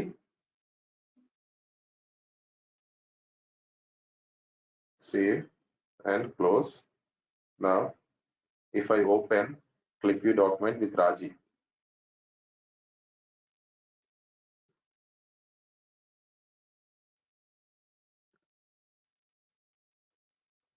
సో రాజీకి ఏం కనపడదు, కస్టమర్ సెగ్మెంట్ అనేది కనపడదు, రాజీకి హైడ్ అయిపోతుంది. ఎందుకంటే మనము సెక్షన్ యాక్సెస్ లో రాజీకి ఏం కనపడకూడదు అని చెప్పామంటే కస్టమర్ సెగ్మెంట్ కనపడకూడదు అని చెప్పాం. అదే హర్షినితో లాగిన్ అయితే హర్షినికి కస్టమర్ నేమ్ కనపడదు. ఓకే, ఇట్లా కాలమ్ లెవెల్ యాక్సెస్ కూడా ఇవ్వచ్చు మనం. ఈ కాలమ్ లెవెల్ యాక్సెస్ అనేది క్లిక్ సెన్స్ లో లేదు ప్రజెంట్ అయితే. కొన్ని బ్యాక్ ఎండ్ లో సెక్యూరిటీ రూల్స్ మేనేజ్మెంట్ కొంచెం స్క్రిప్ట్ రాస్తే తప్ప రాయలేము. బట్ నెక్స్ట్ అప్డేట్ లో మనకు అన్ని టైప్స్ ఆఫ్ సెక్యూరిటీస్ ఈజీగా ఇంప్లిమెంట్ అయ్యేలాగా క్లిక్ రిలీజ్ చేస్తామని చెప్పేసి క్లిక్ సెన్స్ సిఇఓ అనౌన్స్ చేశాడు. So maybe next with in February March update లో మనకు మేబీ అన్ని సెక్యూరిటీస్ క్లిక్ వ్యూ లో ఎంత ఈజీగా అయితే అప్లై చేయొచ్చు అలాగే మన క్లిక్ సెన్స్ లో కూడా సెక్యూరిటీ అప్లై చేసుకునే ఆప్షన్ వస్తుంది. సో మీరు క్లిక్ సెన్స్ లో కూడా రో లెవెల్ సెక్యూరిటీ యాక్సెస్ అప్లై చేయాలి అంటే ఈజీ. రో లెవెల్ వరకు క్లిక్ వ్యూ లో క్లిక్ సెన్స్ లో సేమ్ గానే ఉంటుంది స్క్రిప్ట్. మీరు మొత్తం స్క్రిప్ట్ ని section access and section application అని తీసుకొని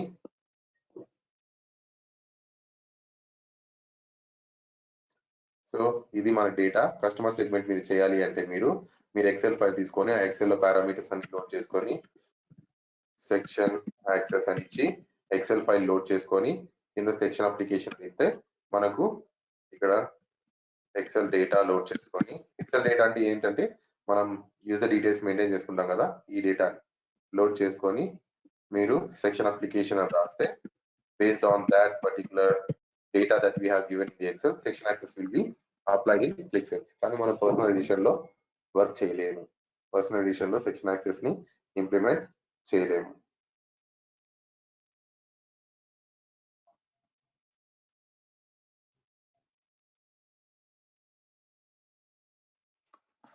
And last but not the least, sheet level and object level.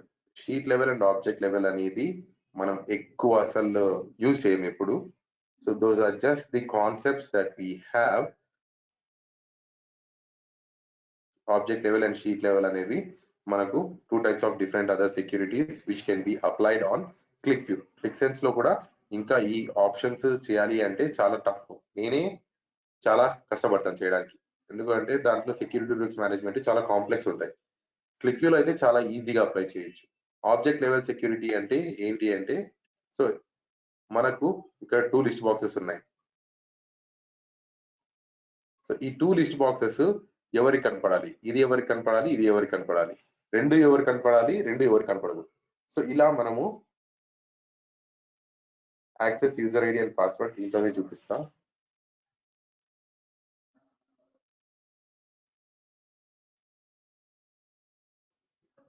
So omit తీసేసి, ఒమిట్ అనే ఫీల్డ్ తీసేసి only access user ID and password అని ఇస్తాను.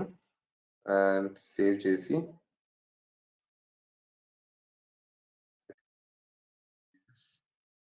రీలోడ్.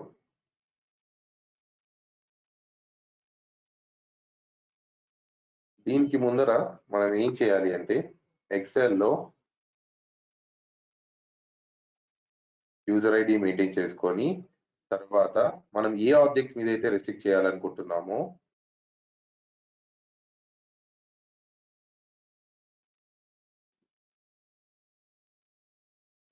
సో ఈ ఆబ్జెక్ట్ ని రెస్ట్రిక్ట్ చేయాలనుకుంటున్నాం, దాని ఐడి ఏంటో కాపీ చేసుకోవాలి, LB08. Okay, so LB08 and the object ID of this LB07. So Vishnu admin కాబట్టి విష్ణుకి 2 కనపడాలి, 1 రాజీకి 1 కనపడాలి, హర్షినికి 1 కనపడాలి. సో ఇలా నేను ఏ ఆబ్జెక్ట్ ఐడి ఎవరికి కనపడాలి అని చెప్పేసి ఆ ఆబ్జెక్ట్ ఐడీస్ ని తీసుకొని 1 అంటే కనపడాలి, 0 అంటే హైడ్ అవ్వాలి. సో ఈ ఎక్సెల్ ని సేవ్ చేసుకొని ఈ ఎక్సెల్ ని లోడ్ చేసుకుంటాం. ఎక్కడ లోడ్ చేసుకోవాలంటే సెక్షన్ యాక్సెస్ కి పైన లోడ్ చేసుకోవాలి, సెక్షన్ యాక్సెస్ లోపల కాదు. So document level finish.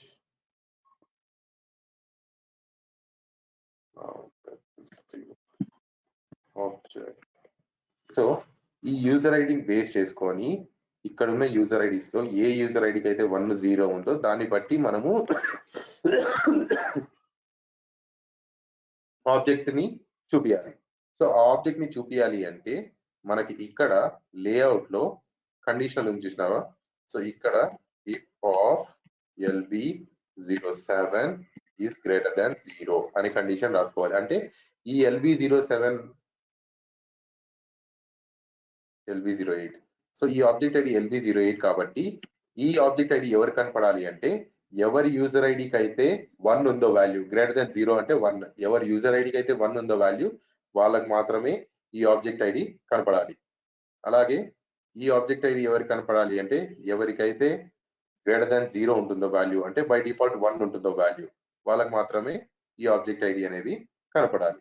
So now when you just do a save and reload, save చేసిన తర్వాత సెట్టింగ్స్ డాక్యుమెంట్ ప్రాపర్టీస్ లోకి వెళ్ళి ప్రతిసారి మీరు సెక్షన్ యాక్సెస్ చేసినప్పుడు చెక్ చేసుకోవాలి ఉందా లేదా.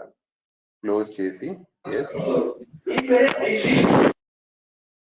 When you open QlikView document, so ఇప్పుడు టెస్ట్ 1 2 3 4 రాజీ 1 2 3 4 5. సో రాజీకి ఇక్కడ తప్పు జరిగినప్పుడు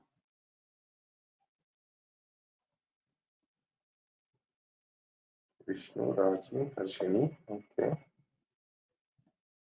Vishnu, Raji, Harshini. Access user ID and password. User ID LB08 and LB07.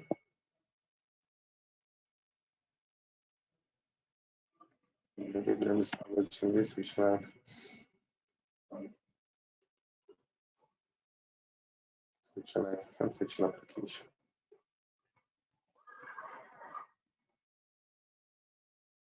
Reload.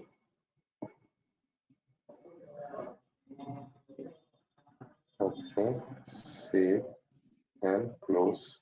Now,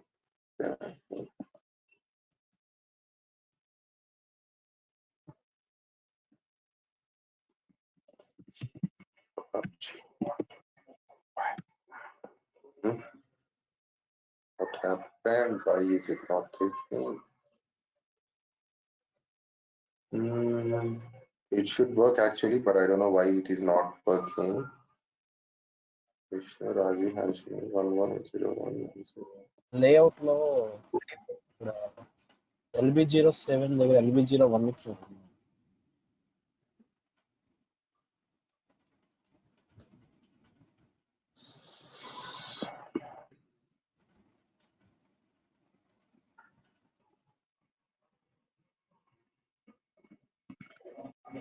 If లేకోకుండా just LB07 is greater than 0 అని పెట్టు.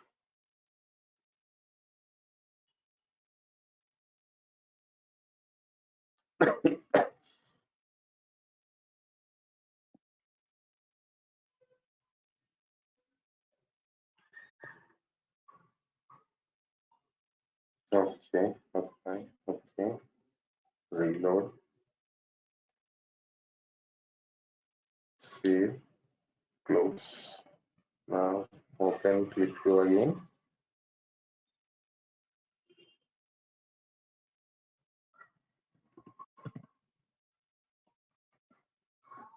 See, ఒకటే కనబడుతుంది ఇప్పుడు రాజీకి. సో రాజీకి LB07 ఒకటే కనబడుతుంది, హర్షినికి LB08 ఒకటే కనబడుతుంది. ఎవరికైతే మనకు 1 ఉందో యాక్సెస్ వాళ్ళకి మాత్రమే 1 కనబడుతుంది. అదే షీట్ లెవెల్కి వచ్చేసరికి షీట్ లెవెల్ కూడా సేమ్ ఇలానే ఉంటుంది, కాకపోతే మీరు షీట్ ఐడీస్ తీసుకోవాలి. షీట్ లో ఐడీస్ ఉంటాయి కదా, SH01, SH02, SH03 అంటే ఈ షీట్ ఐడీస్ తీసుకొని మీరు ఎక్సెల్ లో SH01, SH02, SH03 తీసుకొని ఎవరికి ఏ షీట్స్ కనపడాలి, ఎవరికి ఏ షీట్స్ కనపడకూడదు అని మీరు 01 అని ఇలా పెట్టుకున్న తర్వాత మీరు ఈ షీట్స్ మెయింటైన్ చేసుకొని ఇక్కడ ఎక్సెల్ ని లోడ్ చేసుకుంటే ఆ ఎక్సెల్ షీట్ లో మీరు 1001 అని ఏదైతే పెట్టారో ఆ ఎక్సెల్ షీట్ ని SH01, SH02, SH03 అని లోడ్ చేసుకొని సేవ్ చేసి రీలోడ్ చేస్తే మనకు షీట్ డేటా లోడ్ అవుతుంది. SH02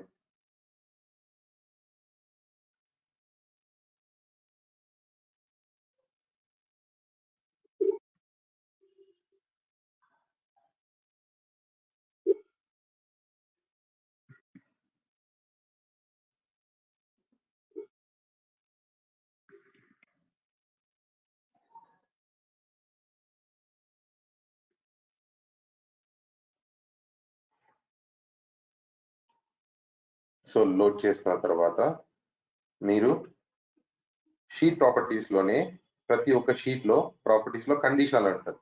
ఇక్కడ మీరు SH01 is greater than 0 అని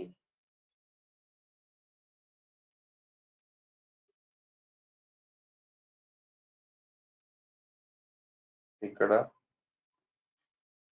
conditional SH02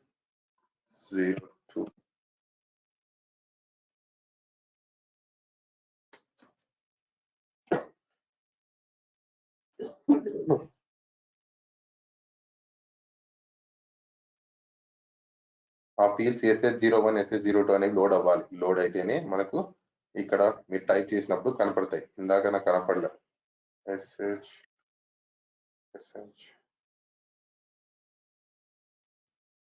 is equals to if of SH02 is greater than 0.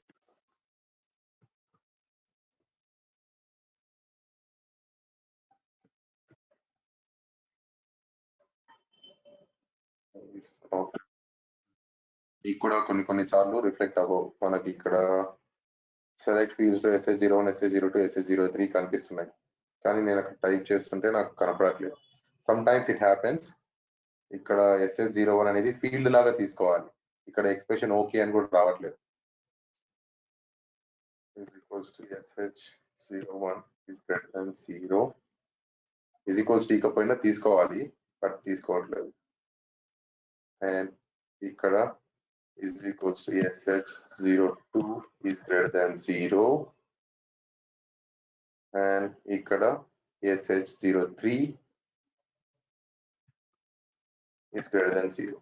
ఇలా రాసి మీరు సేవ్ చేసి రీలోడ్ చేస్తే ఎవరికైతే SS01 లో 1 ఉందో వాళ్ళకి SS01 కనపడుతుంది, SS02 లో 1 ఉందో వాళ్ళకి కనపడుతుంది. అంటే బేసిక్గా గ్రేటర్ దాన్ 0 అని మనం ఎందుకు ఇస్తున్నామంటే ఎవరికైతే 1 ఉంటే వాళ్ళకే కనపడాలి, 0 ఉన్న వాళ్ళకి కనపడకూడదు అని దాని meaning. So if you open click view, ఇప్పుడు రాజీ ఓపెన్ చేస్తే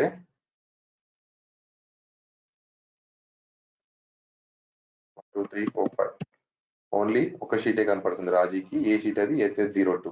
ఎందుకంటే రాజీకి ఓన్లీ SS02 లో 1 ఉంది కాబట్టి. So this is the sheet level security.